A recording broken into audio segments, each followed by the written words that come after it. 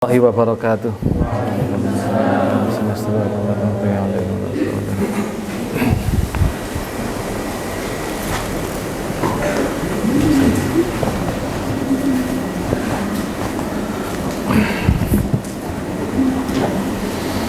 Al-Fatihah. A'udzubillahi minasyaitonir rajim. Bismillahirrahmanirrahim.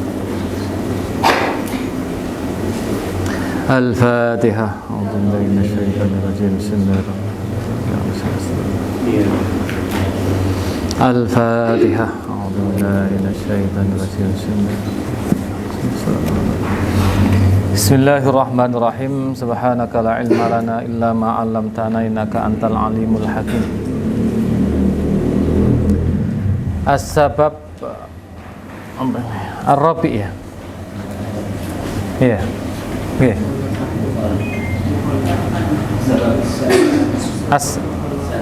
As-sadis. As-sabab as-sadis. Kenapa ijma' disebutkan oleh para ulama? Kenapa para ulama menyebutkan ijma'? Ada beberapa motif atau sebabnya, alasannya. Di antaranya yang keenam adalah mukhalafatu ta'wilil ayah lidzahir. Tafsir ayat ini menyelisihi dohirnya. Tafsir ayat ini menyelisihi dohirnya. Au al-ghalibi lil istimal. Atau yang biasa digunakan. Jadi biasanya maknanya A, tetapi dalam ayat itu maknanya B. Maka ini perlu disepakati, biar orang tidak salah di dalam memahaminya. Karena maknanya kok aneh gitu. Maka perlu disepakati dengan makna yang aneh itu. Ini contohnya tidak banyak dalam Quran. Yang paling jelas adalah kalimat roki'an itu. Karena roki'an itu makna umumnya roki'an ruku gitu. Tetapi dalam ayat ini roki'an maknanya sujud. Jadi kalau ada kalimat yang ini surat Shad ini wa kharra roki'an, maksudnya adalah Nabi Daud sujud, bukan ruku. Kalau kita menerjemahkan ruku kita salah.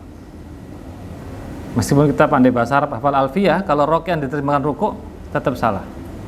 Kalau di sini ruku maknanya sujud. Ruku bisa begitu. Itu sudah kesepakatan para ulama. Jadi hanya ada dalam ayat ini roka'a bermakna sujud. Haitsu dzakara Ibnul Arabi. Ibnul Arabi berkata atau menyebutkan annahu la khilafah, tidak ada perbedaan bainal ulama, antara para ulama, annal murada birruku'i hahuna, maksud dari rukuk di ayat ini adalah as-sujudu, adalah sujud. Wa sababu dzalika fi ma yabtu, sebab hal ini nampaknya adalah, yang jelas adalah anar ruku'a lahu haqiqatun ma'rufatun. Ruku' itu punya hakikat yang sudah dikenal. Hiyal aslu, itulah makna aslinya, yaitu membungkuk itu ya. Fi istimali lafdzir ruku', dalam penggunaan lafaz ruku'.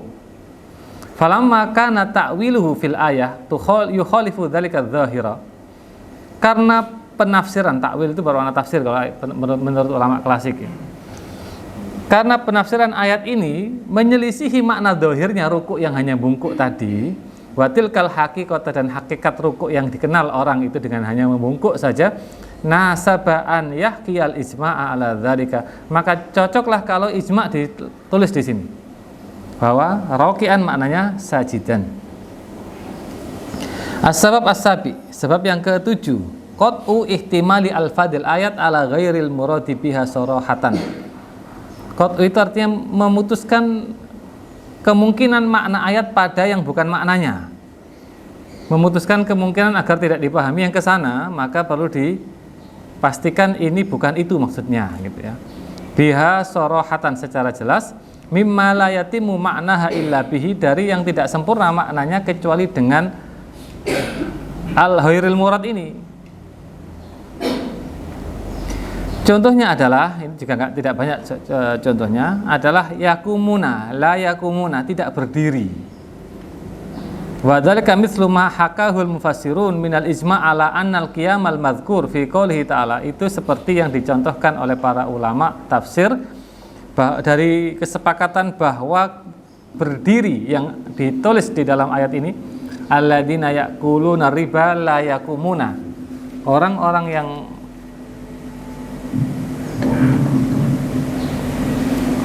yang makan riba tidak akan berdiri kecuali seperti berdirinya orang yang kena setan, yang terhimpit setan. Nah, makna ini tidak seperti itu sebenarnya. Itu memang makna zahirnya ya, maknanya begitu. Tapi yang di sini itu innama huwa fi yaumil qiyamah, itu ada di hari kiamat. Karena kalau kita pahami seperti makna yang sorohatannya, yang jelasnya, orang-orang yang makan riba tidak bisa berdiri. Buktinya itu riba ya masih berdiri, itu masih jalan-jalan itu makan riba. Nah, makanya ayat ini perlu disepakati oleh para ulama. Ini sebenarnya nanti di hari kiamat mereka tidak bisa berdiri, kecuali berdirinya orang yang sempoyongan karena kerasukan setan. Artinya seperti orang gila lah. Jadi berdiri tapi seperti orang gila. Nah, ini as-sabab as-sabi, motif penyebutan ijma. Kemudian ada mufassir yang tidak menggunakan ijma, malah berbeda dengannya. Kenapa bisa begitu? Asbabu mukhalafatil mufassir lil ijma. Sebab seorang mufassir menyelisihi ijma. Ijma'nya A, tapi ada seorang mufassir atau dua, tentu nggak banyak ya, yang mengatakan B. Ini gimana ini? Sammata asbabun tuqi'ul mufassira fi mukhalafatil ijma'. Ada beberapa sebab yang menjatuhkan seorang mufassir dalam menyelisih ijma'. Di antaranya sebabnya adalah satu, dhaful inayati bi asaris salaf. Lemah perhatiannya terhadap riwayat ulama salaf atau hadis ulama salaf. Wa adamit tamyiz wa adamu tamyizi bainar riwayatis sahihati alwarida anhum wad dhaifah, dan tidak bisa membedakan antara riwayat yang sahih dan riwayat yang dhaif. Fa idza naqalu fa innahum yarwuna al khara'iba wad dhi'afa wal manakira. Ketika mereka menukil hadis, mereka meriwayatkan hadis yang gharib. Gharib itu yang perawinya hanya satu orang, yang jarang diriwayatkan. Wal dhi'af, hadis yang dhaif. Wal manakir, hadis yang mungkar. Allati la tujad fil kutubil mu'tamadah, yang tidak ada dalam kitab hadis yang dikokohkan, baik dari kitab tafsir bil ma'sur allati tu'na binaqli aqwalis salaf, yang memperhatikan penukilan atau pemuatan ucapan ulama salaf, wa tahriri alfadhihim wa ibaratihim, dan menjelaskan lafaz-lafaz mereka dan perkataan mereka. Jadi karena mufassirnya kurang baca, makanya begitulah, kurang baca, sehingga mereka menafsirkan dengan tafsir yang ternyata menyelisihi ijma. Ya kayak tadi, rokian Nabi Daud rukuk, jelas itu, jelas dia tidak membaca ulama-ulama karya ulama salaf. Buktinya dia nggak tahu kalau di situ ada ijma. Asani, yang kedua, memang mufassirnya ini punya keyakinan yang batil. I'tiqadul mufassir li asya'a batilatin, keyakinan seorang mufassir pada sesuatu yang batil. Au intihaluhu li nihlatin fasidatin, atau dia cenderung pada ajaran yang rusak. Nihlah itu semacam syariat ya, yang rusak. Summa muhawalatuhu hamlal Qur'ani 'alaiha, lalu berusaha membawa Al-Qur'an sesuai dengan keyakinannya. Walau kana hadzal qaulul ladzi ahdatsahu, meskipun ucapan yang dia lontarkan ini, yang dia kemukakan ini, mukhalifan lima ajma'a alaihi salaf, bertentangan dengan kesepakatan ulama salaf.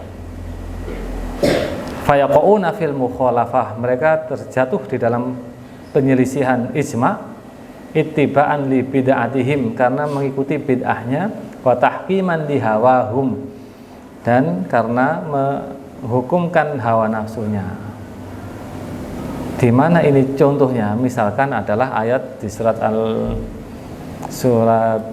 Al-Lail ya, nanti ada di sini. Ada kalimat amma man a'ta wattaqa wa saddaqa bil husna fasanuyassiruhu lil yusra. Ini sudah ada kesepakatan, ini adalah Abu Bakar Siddiq. Jadi kalau kita mau jujur ya, mau benar-benar mengikuti ijma, di tafsir itu harus disebutkan ini Abu Bakar. Fa amma man a'ta wattaqa wa saddaqa bil husna fasanuyassiruhu lil yusra.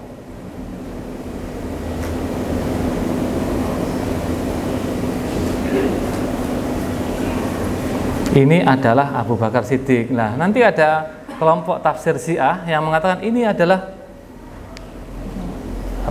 Ali bin Abi Thalib. Kenapa orang Syiah kok tidak sesuai dengan ijma para mufassirun? Karena mereka ingin, dalam anggapan mereka, ingin memenangkan Sayyidina Ali atas Sayyidina Abu Bakar. Padahal ayat itu untuk Abu Bakar Siddiq. Amma man a'ta wattaqa wa saddaqa bil husna fasanuyassiruhu lil yusra. Karena di situ ada kalimat wa ma li ahadin indahum min nikmatin tujza. Apa ya ini? Nanti ada di Al-Lail itu. Itu jelas di situ bahwa itu bukan Sayyidina Ali, itu adalah Abu Bakar Siddiq. Sehingga kalau kita mau benar di tafsir-tafsir itu atau diterjemah harus ada adapun Abu Bakar Siddiq gitu. Karena itu hanya Abu Bakar itu. Ayat itu khusus Abu Bakar Siddiq.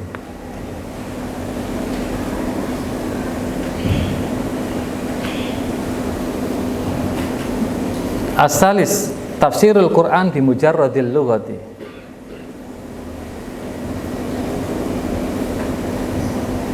Tafsir Quran hanya dengan menggunakan bahasa, ya, karena dia tidak paham ijma, hanya mengandalkan bahasa, maka muncullah tafsir-tafsir yang menyalahi ijma.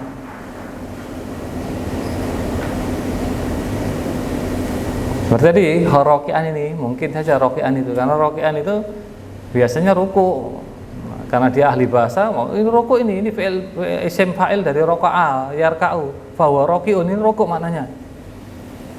Nah, padahal itu maknanya bukan rukuk tapi sujud. Min ghairi nadzarin ilal mutakallim bil lughah, tanpa melihat siapa yang membicarakan Al-Qur'an, bil Qur'an maksudnya ya. Wal munazzal alaihi, dan siapa yang diturunkan untuknya. Wal mukhatab bihi, dan siapa yang diajak bicara dengan Qur'an. Karena makna itu kan tergantung sapa sing ngomong, dengan siapa dia bicara, untuk siapa, untuk apa, itu kan dalam ilmu pragmatik begitulah yang berlaku. Karena ucapan itu harus jelas siapa yang dituju. Contohnya ya, contoh saja ini yang harus kita hati-hati. Misalnya Allah dawuh begini kepada Nabi Muhammad, fala takunanna minal mumtarin misalnya. Ini kita jangan, atau nggak boleh lah secara etika kesopanan kita punya bayangan, oh Nabi pernah ragu ya, sampai fala takunanna minal, janganlah kamu menjadi orang yang ragu, janganlah kamu termasuk orang-orang yang ragu wahai Muhammad. Orang itu dilarang karena pernah melakukan biasanya. Ya, umpama ada larangan itu biasanya ada yang melakukan. Sekarang ini di SMA DU1 belum ada larangan memanjat gendeng. Kenapa? Karena belum ada anak yang mau memanjat gendeng. Seumpama 5 tahun lagi ada 5 anak naik ke atas selfie, besoknya ada lagi 5 orang, lama-lama ada larangan. Semua siswa dilarang memanjat gendeng. Artinya apa? Larangan itu terjadi karena ada kelanggaran. Ketika Nabi disuruh begitu oleh Allah, wala takunanna minal mumtarin, itu jangan kita samakan dengan kasus anak manjat genteng ini. Tapi ini adalah sindiran bagi orang-orang yang ada di samping Kanjeng Nabi. Jadi fala takunanna minal mumtarin artinya, hei wong sing nang jejerin Nabi aja ragu. Kenapa? Nabi gak mungkin ragu. Nabi tidak mungkin ragu. Jadi jangan sampai kita membayangkan Nabi ragu, jangan. Nabi dilarang ragu itu bukan berarti Nabi pernah ragu, tapi Nabi tidak pernah ragu. Ini harus menjadi keyakinan umat muslim seperti kita ini. Jangan sampai kita meyakini Nabi pernah ragu, karena itu berbahaya. Ada kalimat di Quran surat Yunus, in kunta fi syakkin mimma anzalna ilaika fas'alil ladzina yaqra'unal kitaba min qablik. Kalau engkau ragu terhadap apa yang kami turunkan padamu, tanyalah ulama-ulama sebelum kamu, maksudnya tanyalah orang-orang yang membaca Taurat dan Injil. Nabi menjawab setelah ayat itu turun, saya tidak ragu, saya tidak akan bertanya. La asyuku wa la as'al, saya enggak ragu, saya enggak usah tanya. Ini harus tahu siapa yang diajak bicara. Yang diajak bicara Nabi, tapi tujuannya siapa? Tujuannya untuk nyindir orang-orang yang ada di sekitarnya.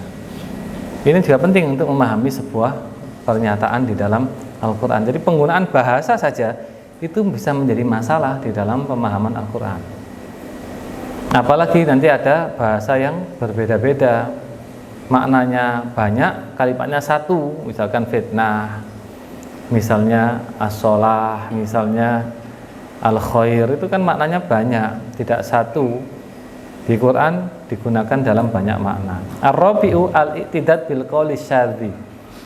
I'tidad itu menganggap atau berpegangan dengan pendapat yang syadz. Jadi menganggap penting pendapat yang syadz, maksudnya begitu i'tidad. I'tidad itu kan yu'taddu atau yu'addu, ini mempertimbangkan atau menganggap penting ya. Al-qaul asyad bil qauli syadzi, dengan atau pada pendapat yang janggal, pendapat yang nyeleneh tapi dipakai.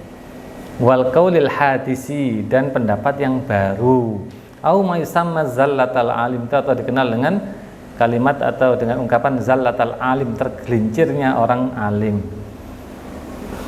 Haitsu yadhkuru ba'dul fasirin al-khilafa fi mas'alatin qad waqa'a fiha ijma'un sabiq, yaitu ketika seorang atau beberapa mufassir menyebutkan perbedaan di dalam masalah yang sudah disepakati sebelumnya. Oh, sepakat kok tiba-tiba ada ulama datang, oh belum ada kesepakatan ini. Tapi yang mengatakan tidak ada kesepakatan binaan ala i'tibari qaulin la yu'taddu bihi, berdasarkan anggapan terhadap sebuah pendapat yang tidak bisa dipegang, la yu'taddu bihi li syududihi, karena kejanggalannya. Ada pendapat yang janggal, nggak usah dipakai. Contohnya adalah pendapat Dawud Adz-Dzahiri, min amsatil aqwali syadzah. Contoh pendapat yang janggal, yang aneh, al-waridah, yang datang adalah ma hukiya an Dawud Adz-Dzahiri, yang diceritakan dari Dawud Adz-Dzahiri bahwa yang diharamkan dari babi adalah dagingnya saja, bukan gajihnya. Duna sahmihi, bukan gajihnya atau lemaknya. Li'anna Allah Ta'ala dzakara lahma faqat, karena Allah hanya menyebut daging, kata Dawud Adz-Dzahiri. Padahal yang lain semuanya sudah ngomong itu ijma' termasuk gajih. Wa qad haka jama'atun katsiratun, jamaah yang banyak telah menceritakan min ahlil ilmi, dari para ulama, al-ijma'ah, bahwa ada kesepakatan di situ ala ilhaqis syahmi bil lahmi, untuk menyamakan atau menyusulkan gajih pada daging. Padha wae gajih dan daging sama saja. Itu termasuk yang diharamkan. Jadi Syafi'iyah, Malikiyah, Hanafilah dan Hanafiyah itu mengatakan gajih termasuk yang haram. Dawud Adz-Dzahiri tidak. Itu bukan perbedaan, itu bukan perbedaan. Kenapa ya? Karena satu janggal. Itu tidak termasuk perbedaan maksudnya. Tetap ada ijma' di situ, bahwa ada ijma' bahwa gajih itu termasuk daging gitu. Al-khamisu al-i'timadu fi naqlil khilaf ala riwayatin dha'ifatin. Berpegangan di dalam periwayatan khilaf atau perbedaan pada riwayat yang dhaif. Menceritakan ada perbedaan berdasarkan riwayat yang dhaif. La tasbutu amman nusibat ilaihi, tidak kuat dari siapa yang dinisbatkan padanya. Ini dawuh Ibnu Abbas ini Pak, padahal dawuh yang dhaif. Jangan dipakai kalau dhaif. Wa min amsalati dzalika ma ruya an Ibnu Abbas. Contohnya adalah yang diriwayatkan dari Ibnu Abbas min annahu kana yara, bahwa Ibnu Abbas pernah berpendapat annal umma la yahjubuha minas sulusi ila sudusi illa salasatun minal ikhwati fa aktsar. Kan ada kalimat fa in kana lahu ikhwatun fali ummihi sudus, begitu. Kalau anak yang meninggal itu punya saudara, beberapa saudara ikhwah jamak ya, fali ummihi sudus, maka ibunya tidak sepertiga lagi tapi seperenam. Menurut pendapat Ibnu Abbas, tapi ini riwayat dhaif, saudara itu artinya tiga, artinya tiga. Jadi kalau punya tiga saudara baru ibunya menjadi seperenam. Kalau hanya punya dua tidak, karena ikhwah itu jamak katanya. Tapi ini pendapat lemah dari Ibnu Abbas. Bukan Ibnu Abbasnya lemah, tapi riwayatnya yang lemah. Ya, ini harus dibedakan. Bukan Ibnu Abbas yang lemah, tapi riwayatnya. Jadi kalau kita menemukan hadis lemah, bahkan palsu dari Ibnu Abbas, ini bukan Ibnu Abbas yang memalsukan. Bukan Ibnu Abbas yang memalsukan, tapi ya sapa murid-murid yang ngisor-ngisornya itu, yang membuat sendiri sanadnya ngarang-ngarang begitu. Kalau ada ucapan tidak benar dari salah seorang ulama, belum tentu ulamanya ngomong begitu. Bisa saja yang salah dengar itu murid-muridnya, itu maksudnya. Katanya li'an al-ayat waradat bi dzikril ikhwah, karena ayat itu menyebutkan kata ikhwah. Wal isnani laisa bi ikhwatin. Dua itu bukan ikhwah, kata Ibnu Abbas. Dua itu akhwani, kata Ibnu Abbas. Wa hadza dhaifun, ini dhaif an Ibnu Abbas, dari Ibnu Abbas. Bukan Ibnu Abbas yang dhaif, tapi riwayatnya yang dhaif. Wa qad haka jam'un minal ulama. Sekelompok ulama sudah menceritakan ada ijma' di situ. Al ijma'a ala annal isnaini minal ikhwah yahjubanil umma minas sulusi ila sudusi. Bahwa dua orang bersaudara laki-laki ini menghalangi ibu dari jatah sepertiga ke jatah seperenam. Wala tasihul mukhalafah an Ibni Abbas, dan tidak sah perbedaan dari Ibnu Abbas itu, perselisihan dari Ibnu Abbas tidak sah karena itu riwayatnya dhaif. Nah, ini beberapa sebab kenapa tidak mengikuti ijma'. Di dalam tafsir nanti ada memang yang tidak mengikuti ijma', tapi bukan berarti mereka mengabaikan, tidak, karena tidak ada kaitannya dalam pembahasan tafsirnya. Misalkan tafsirnya hanya tafsir bahasa saja ya mungkin nggak terlalu detail menjelaskan ijma'. Misalkan tafsir Jalalain ya mungkin tidak terlalu detail menjelaskan ijma'. Tapi yang menjelaskan ijma' biasanya adalah tafsir-tafsir bil maksur yang ada riwayatnya, atau tafsir-tafsir fikih hakam, ayat ahkam. Biasanya itu yang menjelaskan ijma'. Jadi mulai pada surat Al-Fatihah. Qauluhu ta'ala ghairil maghdubi alaihim waladdallin. Ini sudah ada kesepakatan bahwa al-maghdubu alaihim humul yahud waldallun humun nasara. Yang dimurkai Allah adalah Yahudi, yang tersesat adalah Nasara. Itulah yang disepakati oleh para ulama. Jadi ghairi siratil maghdubi alaihi ay ghairi siratil Yahudi wa ghairi siratin Nasara. Bukan jalan Yahudi, bukan jalan Nasara. Maksudnya demikian. Ini riwayat Ibnu Abi Hatim bisanadi an Adi bin Hatim. Jadi ketika menceritakan ijma' ada dalil dari Rasul, dari hadis. Qala Rasulullah sallallahu alaihi wasallam al-maghdubu alaihim al-yahud. Maghdub alaihim adalah Yahudi. Waladzallin an-nasara. Qala Abu Sa'id. Abu Sa'id ini ya Ibnu Abi Hatim. Wala a'lamu bainal fasirin fi hadzal harfi ikhtilafan.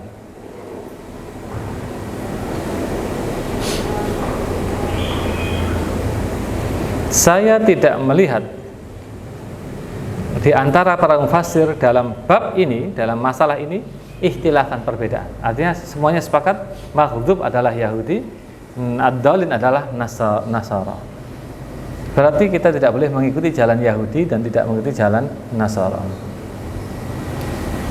Ini tidak ngomong masalah Berarti semuanya ini dimurkai Allah. Semuanya itu nanti kalau sudah membicarakan selamat dan tidak, ada pembahasan lain. Ya, ada pembahasan lain. Nanti para imam juga membahas itu. Intinya begini. Di Quran sudah disebutkan bahwa ahlul kitab itu ada yang mukmin.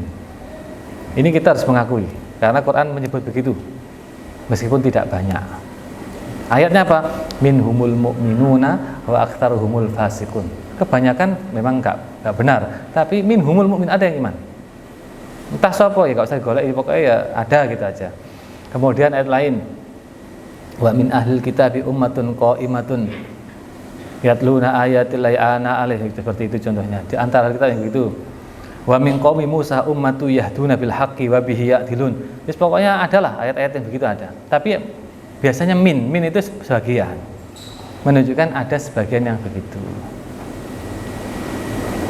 Nah, biar kita ini tidak klaim-klaiman. Pokoknya Nasrani masuk neraka kabeh. Oh, enak ngomong masuk neraka. Lega rasanya. Kayak surga hanya untuk kita. Ya, boleh-boleh saja. Cuman Quran masih tetap ada ayat yang begitu. Minhumul mu'minun wa aktsaruhumul fasiqun. Mukminun itu artinya percaya kepada Nabi gitu ya. Tidak hanya Allah dan Rasulnya dan ahli kiamat, percaya pada Nabi. Jadi orang Nasrani juga ada yang percaya dengan Nabi. Nabi Muhammad maksud saya. Tapi juga akeh gitu, enggak banyak, tapi ada. Maksudnya apa kalau saya ngomong begini? Biar kita tidak pukul rata. Pokoknya Nasrani itu dolin ya. Bahwa Yahudi itu maghdub alaihim. Tetap ada batasan minhumul mu'minun wa aktsaruhumul fasiqun. Tapi kalau mau dicari ya mungkin sulit karena sedikit. Wa aktsaruhum waqihakai al fasiqun. Kebanyakan fasiqun. Tapi apakah ada ya? Tetap ada. Apalagi kalau digabungkan dengan pendapat para ulama tentang wa ma kunna mu'adzibina hatta nab'atsa rasula. Kami tidak akan menyiksa sampai mengirimkan seorang rasul. Sehingga ada ungkapan selama tidak pernah mendengar Islam, mereka tetap dianggap selamat. Di antara yang dawuh begini ya siapa namanya itu? Imam Al-Ghazali. Kalau ulama klasik. Ulama sekarang ini Syekh Mahmud Shaltut, ngarang kitab namanya Al-Islamu Aqidatun wa Syari'atun. Di situ ada keterangannya. Kalau seumpama ada pada zaman ini yang belum pernah mendengar Islam yang benar, ada kalimat itu, yang benar, yang sahih, maka dia masih selamat. Atau dia pernah mendengar Islam tapi yang didengar itu Islam yang salah, Islam yang teroris, Islam yang sering memperbudak manusia, Islam yang menghalalkan penganiayaan dan sebagainya, sehingga orang itu kalau Islam ini aku, maka ini juga masih selamat. Ini juga masih golongan selamat menurut Syekh Mahmud Shaltut. Nah, ini bisa dibahas khusus ini, tapi ada kitabnya Syekh Mahmud Shaltut ngarang kitab Al-Islamu Aqidatun wa Syari'atun. Tentu ini pendapat ya. Tentu ini pendapat, artinya boleh dibantah. Ya, tapi hadis-hadis atau ayat-ayat yang tadi wa ma kunna mu'adzibina hatta nab'atsa, inilah yang menginspirasi mereka untuk mengatakan demikian. Untuk mengatakan bahwa ada yang model begitu. Apalagi ada ayat-ayat yang mereka ada yang beriman gitu. Mereka ada yang adil. Gitu. Al-Imam As-Samarqandi mengatakan waqad ajma'al fasirun annal maghduba 'alaihim arada bihil yahuda. Allah menginginkan dengan al-maghdub 'alaihim adalah Yahudi, wad-dhalin arada bihin nasara. Dhalin itu Allah maksudkan adalah an-nasara. As-Samarqandi dalam tafsirnya. Al-Mawardi juga dalam tafsir mengatakan wa huwa qaulu jami'il fasirin. Inilah pendapat seluruh ahli tafsir. Wa qala al-Imam Asy-Syaukani pada dzikri hadzal hadis. Imam Syaukani menyebutkan setelah hadis tadi, hadis riwayat Adi bin Hatim itu, wal masiru ila hadza tafsirin nabawi muta'ayyinun. Mengembalikan ke tafsir Nabi ini wajib.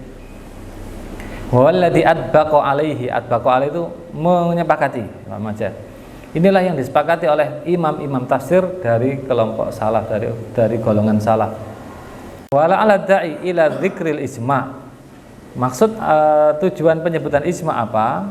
Ala itu ya mungkin saja adalah at-tasrihu bil maknal murad bil maghdubi alaihim, menjelaskan makna yang dimaksud dari maghdubi alaihim wadzalin dan makna zalim.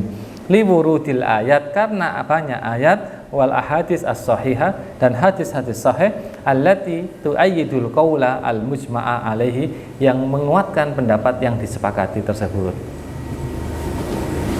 Karena banyak ayat yang menguatkan pendapat yang disepakati itu. Jadi ini hadis ada, dalil hadis ada, dalil Quran ada. Dalil Quran kalau mereka maghdub ada. Mereka dolin juga ada di situ. Suratul Baqarah, dalam surat Al-Baqarah itu ada beberapa ijma' ya. Al-Fatihah hanya satu itu, berarti yang lain belum ijma'. Belum ijma' itu artinya seumpama ada perbedaan pendapat ya nggak apa-apa, siarkan saja berbeda karena tidak ada kesepakatan. Qauluhu ta'ala dzalikal kitabu la raiba fihi.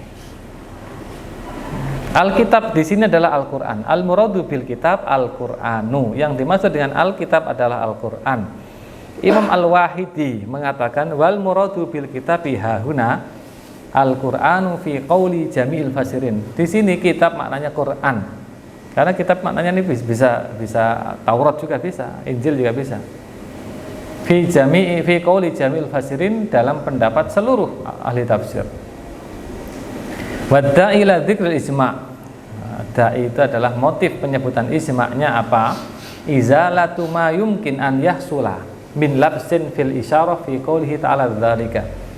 Menghilangkan kesamaran yang mungkin terjadi. Labsin itu kesamaran atau kebingungan. Menghilangkan kebingungan yang mungkin terjadi pada isyarat dzalika itu. Dzalika itu kayaknya jauh, itu bukan Al-Quran, kayaknya itu apa itu? Taurat atau Injil, kayaknya begitu. Allati tusyiru ilal bu'di, yang menunjukkan jauh. Fa innal murada bil kitabi fi ayyi ta'wil dzalika huwal Qur'an. Karena yang dimaksud dengan kitab di tafsir apapun tentang dzalika itu adalah Al-Qur'an. Yang ini ya, Al-Baqarah saja. Nanti ada yang kitab lain maknanya lain. Jadi disebut dzalika itu kan membingungkan. Apa kalau Quran kok dzalika, kok hadza aja? Hadzal Qur'anul la raiba fi. Kenapa tidak begitu? Kenapa dzalikal? Karena menunjukkan jauh loh. Kenapa kok jauh? Nah, ini ada alasannya kalau dalam balaghah, litafhim, untuk mengagungkan, wali ta'zim. Niku loh, niki kayak ngeremeh. Iki loh. Niki ku remeh. Tapi kalau iku kayak menghormati. Jadi hadza iki itu kan kalau dalam bahasa, bahkan bahasa Indonesia, iki itu maknanya agak ngeremehkan. Wong iki tah dibawa maksud.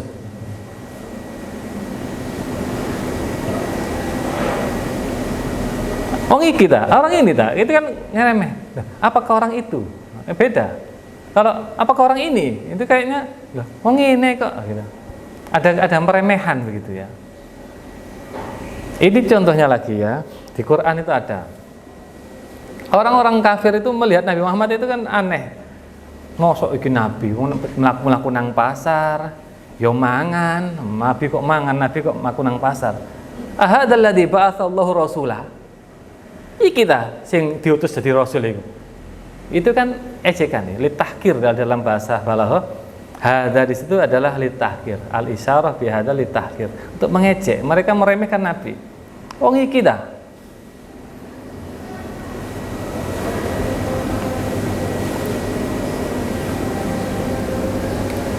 Jadi orang yang berjalan di pasar bagi mereka itu adalah aneh. Padahal berjalan di pasar itu bagi Nabi itu sunnatullah. Itu memang menjadi sunnatul anbiya. Mungkin Nabi itu melakukan nang pasar. Berarti ini agak berbeda dengan taklimul muta'alim ini. Kalau taklimul muta'alim kayaknya nggak boleh ke pasar. Tapi kalau Nabi makan di pasar. Yamsuna fil aswaq. Ya'kulu ta'ama wa yamsuna fil aswaq. Mangan maku di pasar.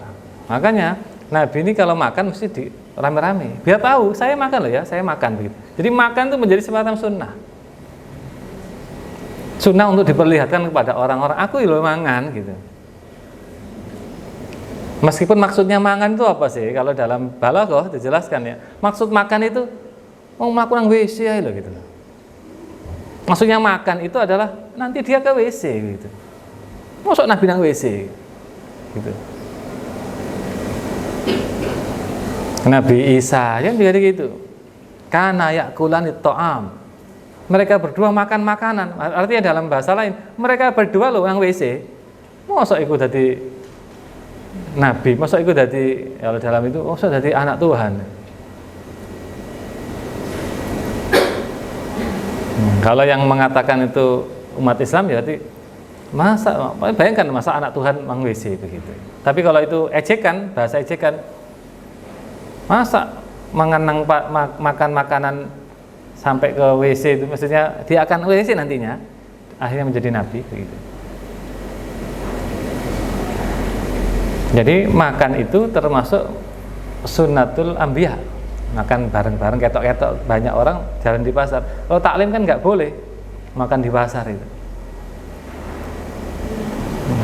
Nabi ya itu yang sunnahnya begitu.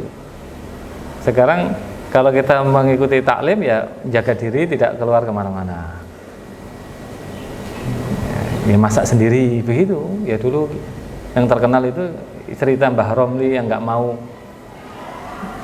dibeli oleh jajanan pasar itu.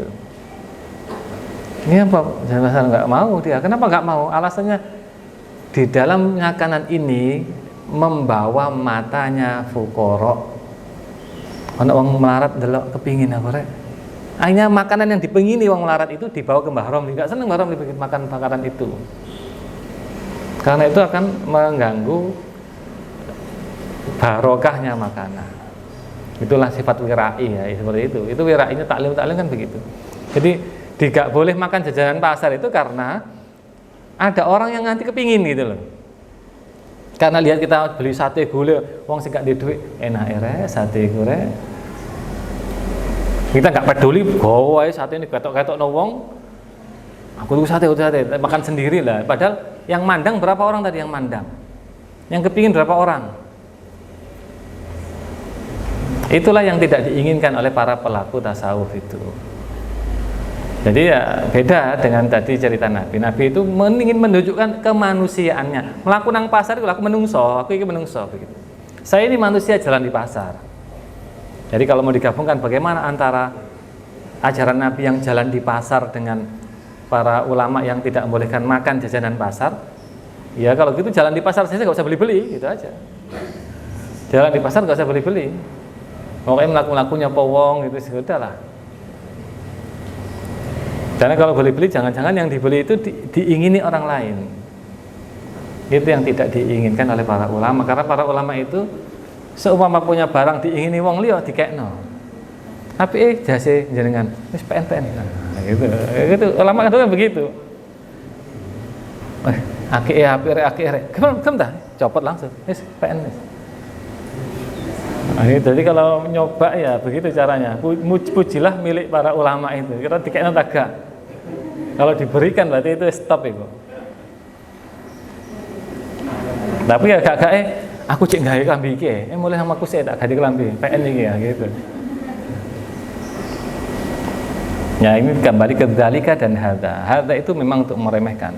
Hadzal ladzi ba'atsallahu rasula dalam surat Al-Furqan itu karena mereka melihat Nabi ini jalan-jalan di pasar dan pergi ke Kakus, ke Jamban. Mosok sih itu kok jadi nabi begitu. Jadi kalimat ahad iki dah.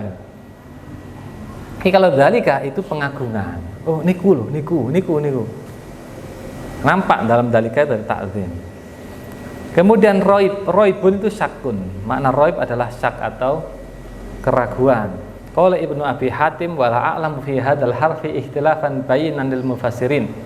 Saya tidak melihat perbedaan dalam tafsir ini, dalam kalimat ini dari para mufassir. Raib itu syak. Minhum Ibnu Abbas dawuhnya sama. Sa'id bin Jubair ini tabi'in.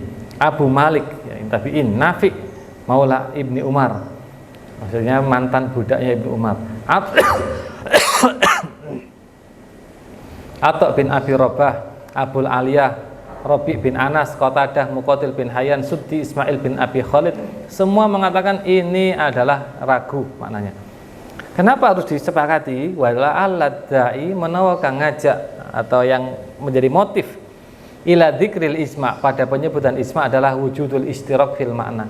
Karena roibun itu kata polisemi, maknanya banyak.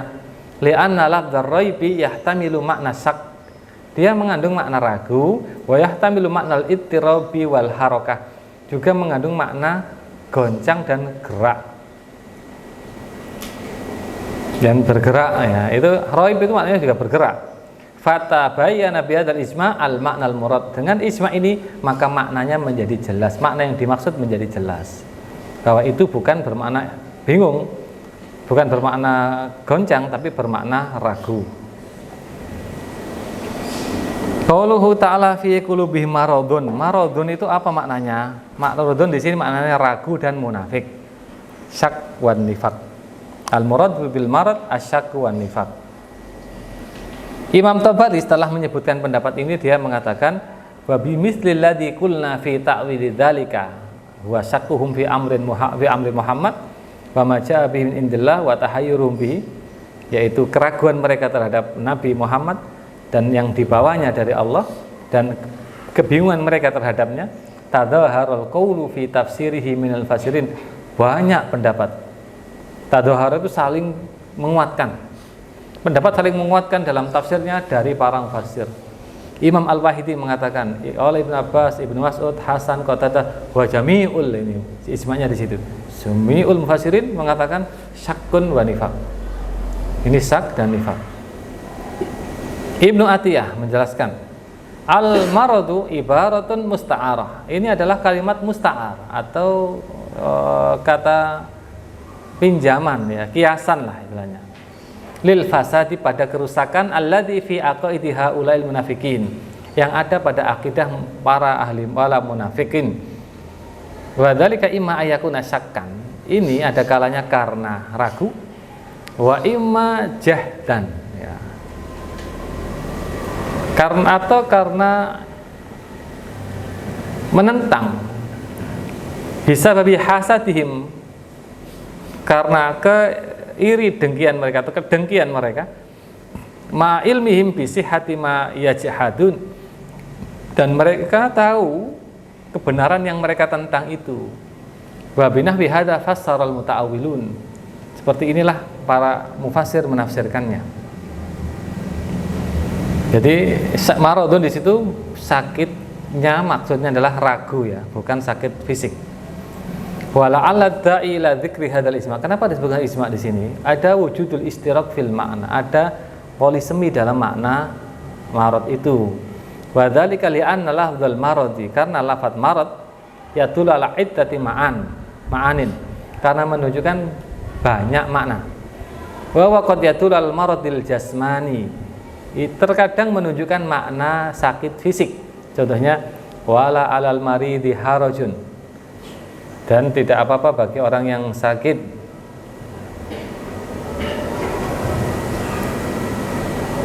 Wa qad yadullu ala radzail al khuluqiyah, terkadang juga menunjukkan pada perilaku atau kotoran-kotoran akhlak.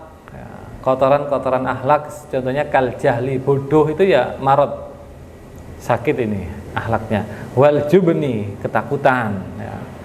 Ketakutan yang sangat itu juga sakit itu. Wal bukhli, orang yang sangat pelit itu sakit ya. Wan nifaq, munafik ya. Bukhli itu apa? Ini perlu saya jelaskan biar lebih jelas ya. Disebut bakhil itu kapan? Ketika dia tidak membayar zakat. Itu penting.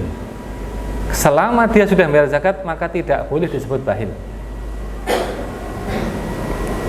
Kalau seumpama dia kok masih disebut bakhil oleh orang lain, berarti yang salah orang lain itu. Orang lain itu berharap dia memberi kepadanya. Karena dia berharap gak diberi, maka muncul kata-kata medit itu. Karena begini, biasanya kita ini menganggap orang lain medit itu karena kita berharap kepadanya.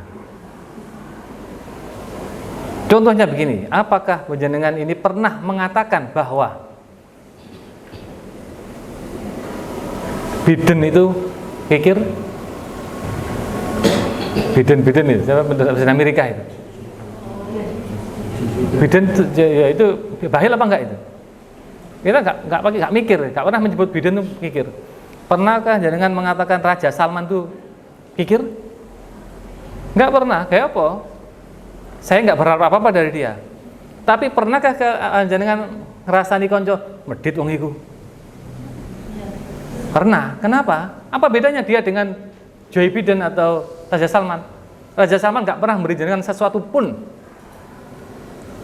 Joe Biden juga tidak pernah memberi jenengan sesuatu pun. Sama dengan teman yang jenengan rasani itu. Podo-podo nggak pernah memberi, ya tak? Tapi kenapa yang teman kok dirasani medit? Raja Salman tidak. Alasannya adalah karena jenengan berharap pada teman itu. Dia nggak ngasih, hanya medit kon begitu. Karena jenengan tidak pernah berharap pada Raja Salman, ya nggak akan menganggap Raja Salman medit karena nggak pernah berharap pada dia. Jadi sesungguhnya anggapan medit itu terkadang sangat subjektif. Karena kita sangat berharap nggak dikasih, oh medit itu begitu. Ya, jadi kalau pokoknya dia sudah zakat jangan dianggap medit. Meskipun zakatnya tidak diberi ke jenengan kaya, maka tidak boleh sebenarnya dalam hati kita ada harapan diberi dari orang lain. Sehingga apa? Sehingga kita tidak akan menganggap orang lain medit sama sekali. Sehingga tidak ada orang medit bagi kita. Nggak ada orang medit di dunia ini karena saya nggak butuh dari mereka kok. Begitu. Ya sekali jenengan ngomong, oh wong iku medit iku, berarti jenengan pernah berharap dari dia. Pernah berharap dia memberi apa gitu, kok gak diberi. Oh mari gajian kok gak bagi-bagi. Berarti berharap tak? Berharap dari gajian dia PPK itu ada repelan berapa juta, kok gak dikasih saya, medit itu berarti. Berarti kan jangan berharap. Joe Biden apa gak berkali-kali repelan gaji itu? Kok gak jangan harapkan pemberiannya? Raja Salman panen uang terus itu. Tapi gak pernah diharapkan pemberiannya, gak pernah jangan menganggap dia medit. Maka anggapan bahil itu harus jelas. Maka batasannya dalam Islam, bahil itu tidak membayar zakat. Kalau sudah zakat, maka dia tidak bahil, tapi belum dermawan. Ya, belum dermawan. Kalau dermawan itu sudah lebih dari zakat. Itu baru disebut sakhiyun atau pokoknya atasnya biasa. Oh hanya zakat tok, pokoknya nggak medit, nggak boleh zakat medit, tapi belum dermawan. Kalau udah dermawan itu artinya lebih dari zakat. Misalkan 2,5% zakat, dia baginya 5%, ya itu dermawan itu sudah. Ini penting untuk dipakai sebagai acuan dalam pergaulan ya, bahwa anggap orang lain itu hanya dinilai dermawannya saja lah, jangan dinilai meditnya. Karena kalau dinilai meditnya berarti kita masih berharap pada dia. Cuma nggak memberi pada kita, mungkin dia sudah memberi ke tetangganya, mungkin sudah memberi ke siapa, anak yatim di mana, yang kita tidak tahu. Toh kita ini orang kaya, kenapa harus mengharap dari teman sendiri? Ya, ini juga ajaran biar kita tidak gampang menuduh orang lain medit. Ya, wan nifaq, makna sakit itu sebenarnya di antaranya adalah makna munafik. Nahwu qoulihi, contohnya firman Allah, afi qulubihim maradun. Ini marad di sini maknanya sakit batin maksudnya. Amirtabu, ataukah mereka ragu? Jadi marad di sini maknanya sepakat oleh para ulama di ayat ini lah ya. Jadi di ayat lain belum tentu. Ini hanya per ayat ini karena kajiannya adalah maknanya kemunafikan dan keraguan. Baik, mungkin ini yang bisa kita kaji pada pertemuan kali ini, semoga bermanfaat. Al-Fatihah. Bismillahirrahmanirrahim. Alhamdulillahirabbil alamin. Allahumma shalli wa sallim barik ala sayyidina Muhammad. Allahumma inna nas'aluka fahman nabiyyin wa hifdzal mursalin wa ilhamal malaikatil muqarrabin bi rahmatika ya arhamar rahimin. Allahumma aghnina bil ilmi wa zayyinna bil hilmi wa akrimna bit taqwa wa jammilna bil afiyah. Wa sallallahu ala sayyidina Muhammad wa ala alihi wa sahbihi wa baraka wa sallam. Alhamdulillahirabbil alamin. Wassalamualaikum warahmatullahi wabarakatuh.